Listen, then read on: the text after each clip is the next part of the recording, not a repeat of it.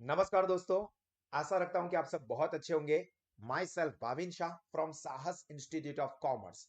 दोस्तों, account subject में इस वक्त हम लोग थियोरेटिकल सेशंस डिस्कस कर रहे हैं और आज के सेशन में हम लोग बात करने वाले हैं ऑब्जेक्टिव्स ऑफ अकाउंटिंग के बारे में।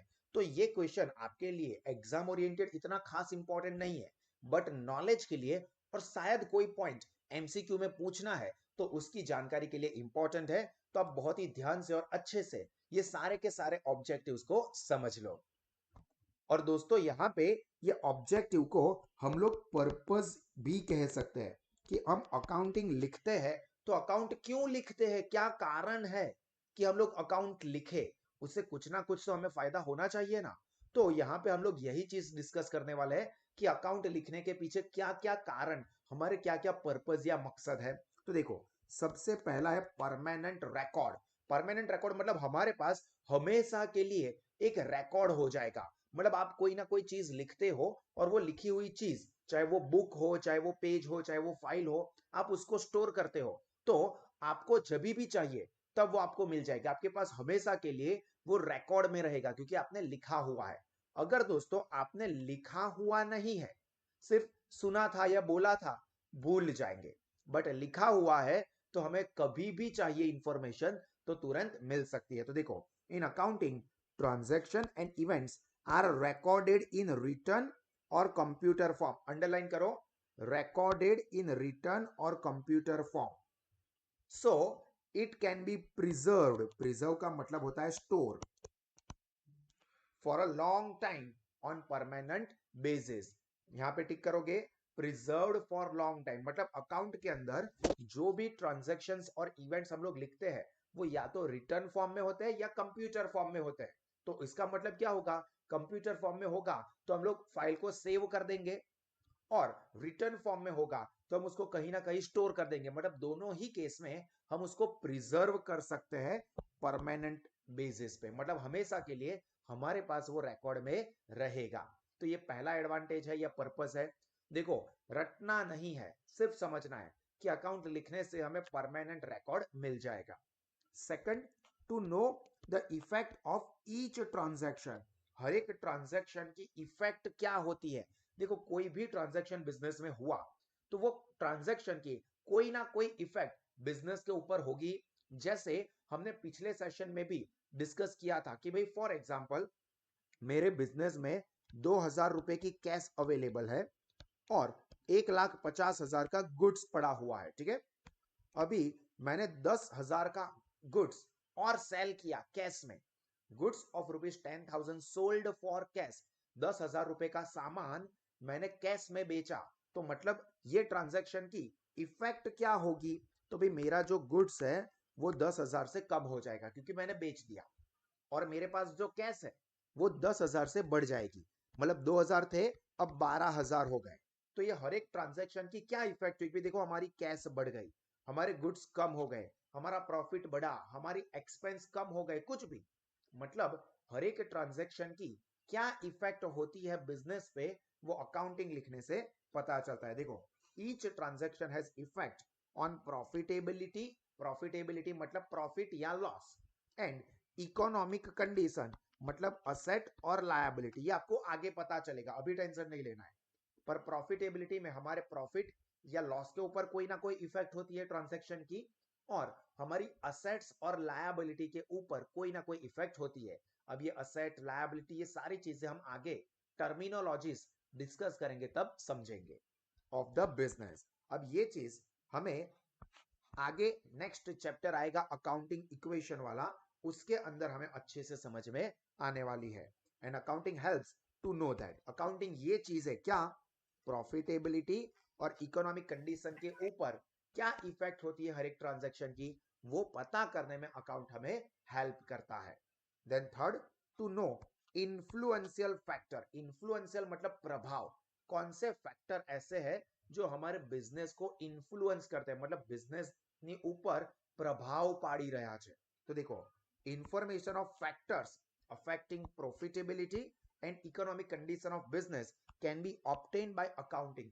अकाउंटिंग से हमें पता चलेगा कि कौन से फैक्टर्स ऐसे हैं जिससे बिजनेस का प्रॉफिट बढ़ रहा है या बिजनेस का प्रॉफिट कम हो रहा है। अब मैं आपको सिंपल लेवल पे समझाऊं, एक एग्जांपल देके समझाऊं कि फॉर एग्जांपल भाविन सर आपको अकाउंट पढ़ा रहे हैं या इकोनॉमिक्स आप सीख रहे हो यहाँ पे, ये कोई भी सब्जेक्ट है, मैं यहाँ पे मेरा एग्जांपल ले रहा हूँ कि भाविन सर आपको अकाउंट पढ़ा रहे हैं। तो भाविन सर अकाउंट कितना इंटरेस्टिंगली आपको पढ़ा रहे हैं, कितना बढ़िया नॉलेज आपके साथ शेयर कर रहे हैं, कितनी हाई टेक सिस्टम का इस्तेमाल कर रहे हैं, कितनी एनर्जी है, कितना डेडिकेशन है उनका, ये सब चीजें इफेक्ट करती है बिजनेस को साहस इंस्टीट्यूट के।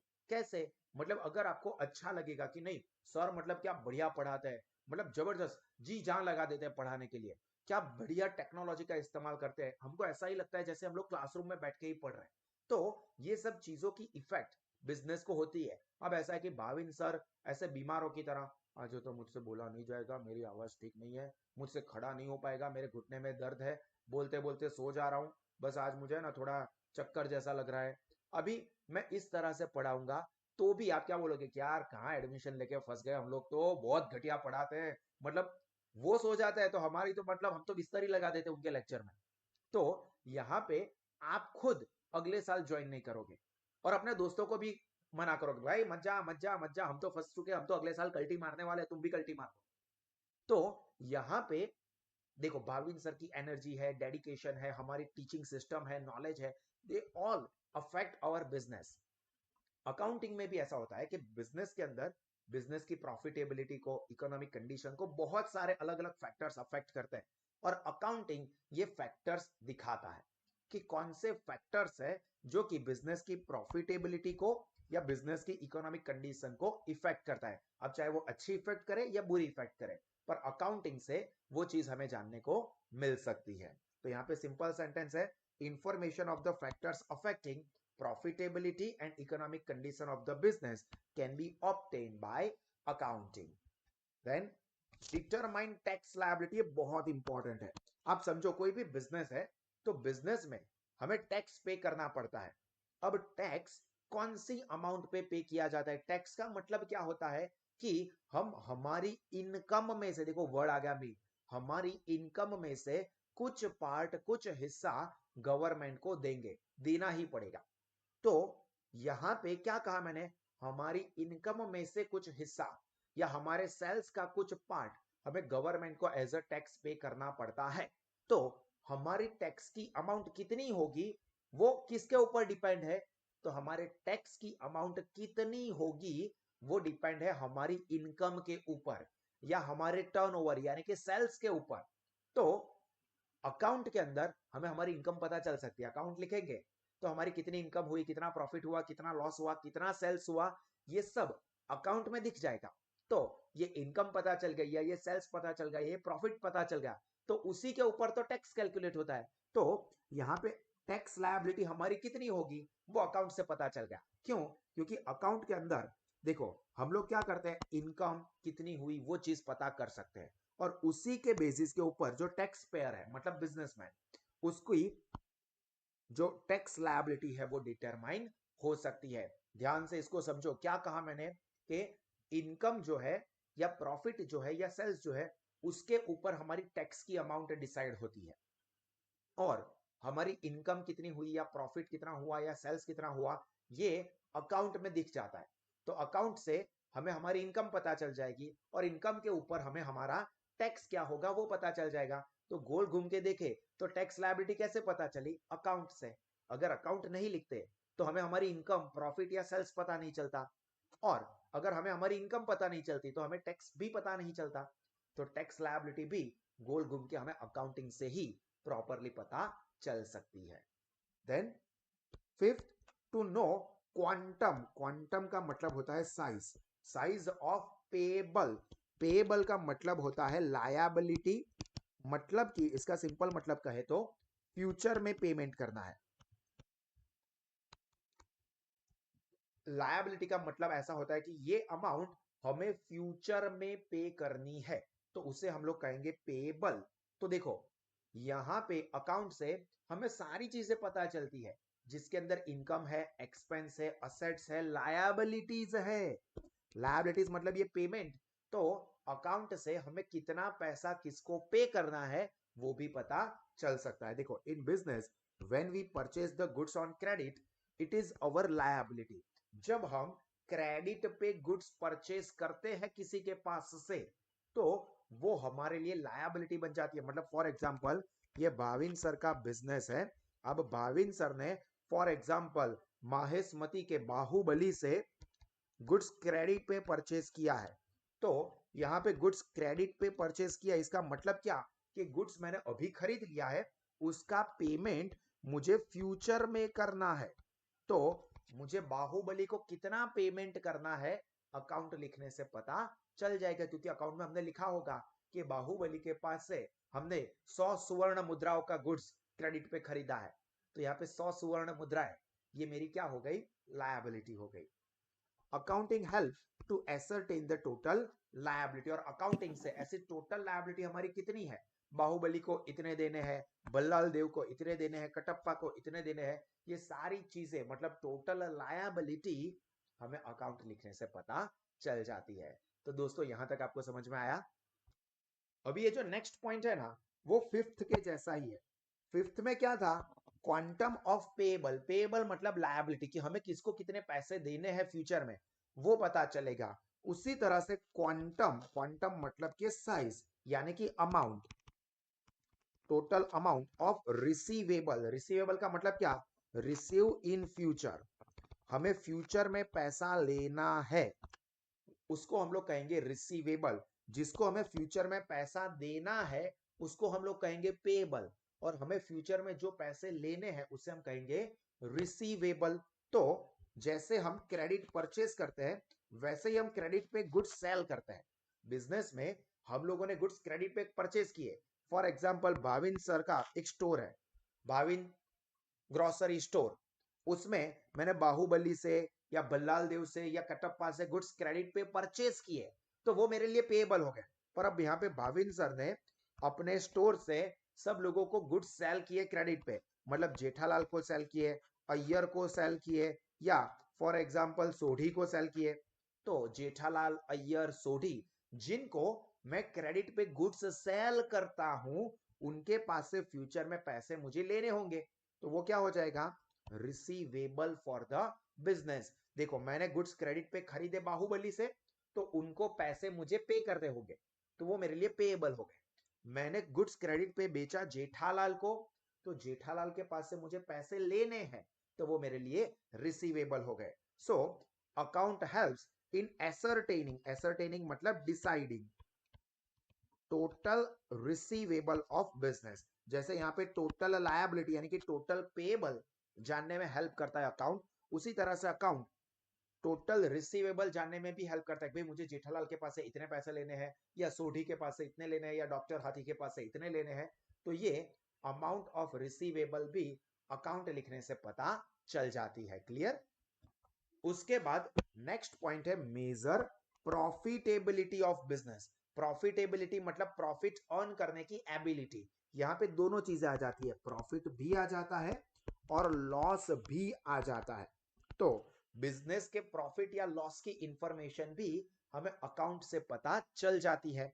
तो द इंपॉर्टेंट ऑब्जेक्टिव, इंपॉर्टेंट मतलब खास, अकाउंट लिखने का जो मेन एक कारण होता है वो क्या होता है, टू मेजर, मेजर मतलब जानना, नो, अगर आप मेजर वर्ड याद नहीं रहता है तो टू नो यूज कर सकते हो समझने के लिए। टू नो द प्रॉफिट और loss for a specific period. अब यहाँ पे जो स्पेसिफिक पीरियड बोला है ना, वो नॉर्मली क्या होता है, 1 ईयर। ठीक है, स्पेसिफिक पीरियड मतलब 1 साल। जैसे आप पढ़ाई करते हो तो आपकी पढ़ाई के 1 साल होते हैं, 11th का 1 साल, या 12th का 1 साल, या कॉलेज का FY का 1 साल, या SY का 1 साल, या TY का 1 साल। मतलब के नॉर्मली यहाँ पे अकाउंटिंग में भी स्पेसिफिक पीरियड मतलब 1 ईयर होता है। And this measurement, measurement this measurement मतलब क्या, प्रॉफिट या लॉस का मेजरमेंट हो, इज पॉसिबल बाय अकाउंटिंग। तो अकाउंट लिखने से हमें हमारे बिजनेस के प्रॉफिट या लॉस यानी कि प्रॉफिटेबिलिटी के बारे में जानकारी मिलेगी। ये तो वैसे आगे भी आ चुका है। उसी तरह से to know the economic status of business, business का इकोनॉमिक स्टेटस यानी कि बिजनेस की इकोनॉमिक पोजीशन क्या है। देखो हमें हमारे बिजनेस के इनकम यानी कि प्रॉफिट के बारे में अकाउंट लिखने से पता चलता है, उसी तरह से हमारे बिजनेस की इकोनॉमिक कंडीशन क्या है, इकोनॉमिक स्टेटस क्या है, वो भी हमें अकाउंट से पता चलता है। मतलब कि आपको पता, आज मेरे पास पैसा है, बंगला है, गाड़ी है, बैंक बैलेंस है, तुम्हारे पास क्या है? हाँ। तो मैं ये बोल रहा हूं आज मेरे पास पैसा है, बंगला है, गाड़ी है, बैंक बैलेंस है, मतलब मेरी फाइनेंशियल पोजीशन क्या होगी? मतलब क्या बात है सर, आप तो बहुत अमीर हो, पैसा, बंगला, गाड़ी, बैंक बैलेंस, मतलब आप तो धमाल मचा रहे हो। तो इससे आप कह सकते हो अब अकाउंट से हमें हमारे बिजनेस की ये सारी चीजें पता चलेगी कि बिजनेस में असेट्स कितनी है, इनकम कितनी है, बैंक बैलेंस कितना है। तो ये आप जानोगे, अकाउंट से पता चलता हो आज मेरे पास पैसा है, बंगला है, गाड़ी है, बैंक बैलेंस है, अकाउंट में सब लिखा होता है। तो आप क्या कहोगे, क्या बढ़िया है, क्या बढ़िया आपकी इकोनॉमिक कंडीशन है। और वो बोले मेरे पास माँ है भाई, मतलब यहाँ पे ऐसा कहने की बात करें कि मेरे पास कोई ऐसा बंगला, गाड़ी, बैंक बैलेंस ऐसा कुछ नहीं है, अकाउंट में दिख रहा है, मतलब इसका फाइनेंशियल स्टेटस अच्छा नहीं है। तो ये फाइनेंशियल स्टेटस अच्छा है या बुरा कैसे पता चलता है? अकाउंट से। तो देखो, at the end of the year size of assets, liabilities, receivable, मतलब ये सारी चीजें क्या है मैं आगे आपको टर्मिनोलॉजीज वाले सेशन में समझाऊंगा। बट अभी आपको क्या याद रखना है, ये डायलॉग, आज मेरे पास पैसा है, बंगला है, गाड़ी है, बैंक बैलेंस है, ये सारी चीजें जो कि हमें अकाउंट से पता चल जाती है। When assets and receivables are more than liabilities, मतलब मेरे पास पैसा है, बंगला है, गाड़ी है, बैंक बैलेंस है, ये सब एसेट्स ज्यादा है, तो मतलब मेरी कंडीशन कैसी है? Good economic condition. मतलब सर आप तो क्या यार, आप तो बहुत पैसे वाले बड़े लोग, ऐसा बोलोगे। पर अगर ऐसा है कि मेरी लायबिलिटीज बहुत ज्यादा है, विजय माल्या, नीरव मोदी जैसा है कि पैसे बहुत ले लिए, अब मेरे पास असेट है ही नहीं, ठन ठन गोपाल हूं, जो कि हकीकत है, तो यहाँ पे मेरी इकोनॉमिक कंडीशन अच्छी नहीं है। तो ये इकोनॉमिक कंडीशन अच्छी है या नहीं है, वो हमें अकाउंट से पता चल जाता है। And last objective is to detect and avoid errors and fraud. कोई भी फ्रॉड है या कोई भी एरर, एरर का मतलब होता है मिस्टेक, तो कोई भी गलती या कोई भी फ्रॉड, फ्रॉड का मतलब होता है चीट करना, वो अकाउंट से रुक सकता है। देखो, accounting help to trace, trace मतलब पकड़ना, क्या? Financial mistakes and fraud, and accounting also helps to avoid such event and keep control over the activity. मतलब अकाउंट में सारे रिकॉर्ड हम लोग लिख रहे हैं, तो क्या होगा कि कोई फ्रॉड या कोई मिस्टेक करने के चांसेस कम हो जाएंगे या होंगे ही नहीं। मतलब फॉर एग्जांपल आप देखो कि आप पढ़ाई के लिए स्टेशनरी लेने के लिए गए हो, आपको पापा ने दिए थे 500 रुपए, अब आपने घर पे आके बोला यार मैं स्टेशनरी लेके आया हूं, मैंने कितने रुपए की नोटबुक खरीदी है पापा को थोड़ी पता चलेगा, मैंने 20 रुपए की नोटबुक खरीदी है, 25 रुपए वाली नोटबुक, पापा को पता नहीं चलेगा। तो एक काम करता हूं, मैंने घर पे जाके बोल दिया एक्चुअली में आपने नोटबुक खरीदी है सारी पूरे साल लिखने के लिए 250 रुपए की। आपने घर पे पापा को जाके बोला पापा मैंने 400 रुपए की बुक खरीदी है और ये 100 रुपए बचे, वो लो वापस। तो पापा को कैसे पता चलेगा कि सच में आपने 250 रुपए की ही बुक खरीदी है या 400 रुपए की बुक खरीदी है? आप बोल रहे हो कि बिल 400 की देखने। खरीदी, पर यहाँ पे उस सामने एक्चुअली में आपने खरीदी है 250 की ही।